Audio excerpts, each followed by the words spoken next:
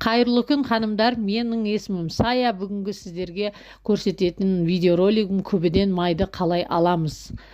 Менде мына жерде 30 литрлік күбі, менде оған 20 литр қою айранымды және де сүттің бетінен алған осындай сары қаймағымды салдым да 4 литр бөлме температурасындағы салқын суды құйып 10 минутқа осылай араластырдым. 10 минуттан соң өшіріп, қайнап тұрған 1 литр ыстық суымды құйып, тағы да 10 минутқа қойдым.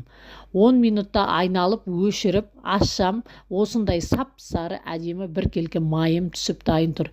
Ендігі кезекте майымның бетіне салқын суды осылай себелеп, кішкене күбіні қозғап, осылай жинап сары майымды ыдысқа алуға көштім.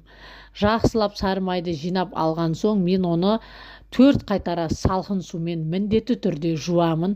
Басындағы 2 қайтара жуған салқын суымды күбіге қайта құямын, 2 суымды төгіп тастаймын.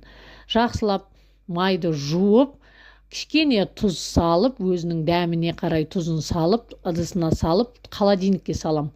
Ендігі осыдан шыққан піскен айранды үлкен ыдысқа, қазанға немесе кастрөлге құйып, осылай астынан от жағып, қатты отты жақпаймыз, қатты қайнатпаймыз, шамалы бетіне кішкене көбігі шығып, қайнағанша құртқа дайындаймыз.